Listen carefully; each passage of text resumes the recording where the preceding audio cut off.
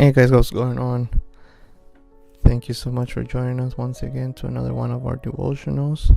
And today we're gonna get back at it.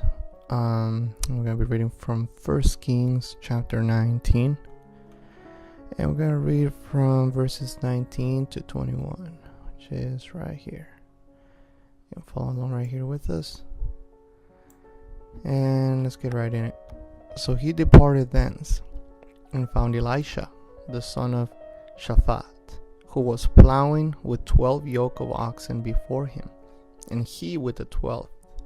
And Elijah passed by him and cast his mantle upon him.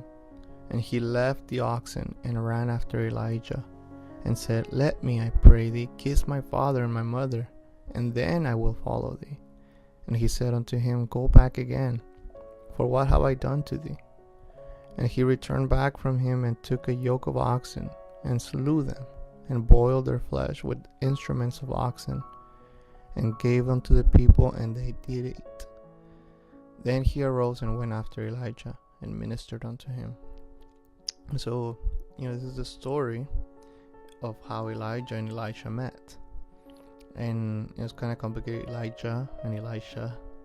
And the mantle right here that you see that Elijah placed on Elisha, that represented adoption. And he didn't have to say anything. He didn't have to say any words. It was just something that I guess it was a custom back then. But that mantle represented the adoption, and Elisha knew that without anything being said. And something to notice is that Elisha and his parents were actually wealthy.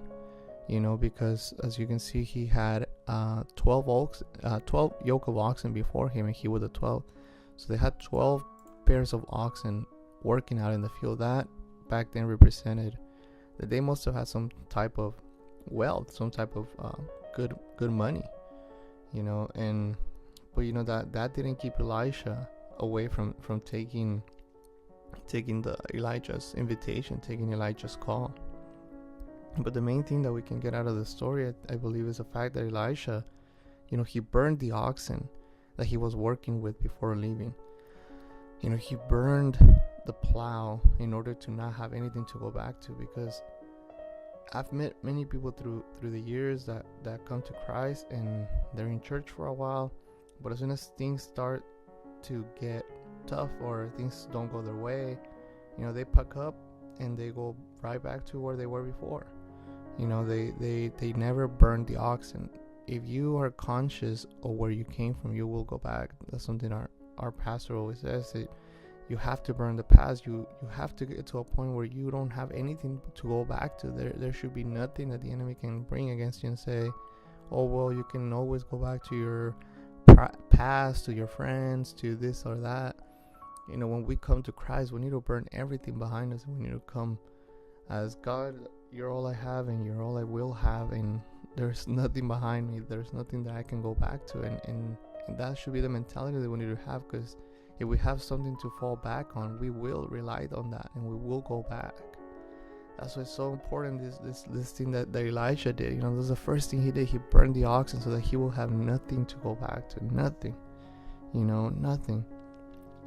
And just like Christ said, we must carry our cross daily.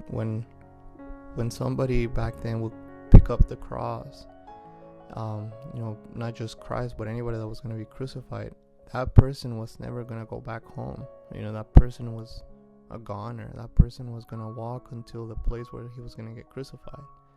And that's what we as Christians do. And we all have to do that. We all have to pick up our cross and walk. There is no laying down the cross.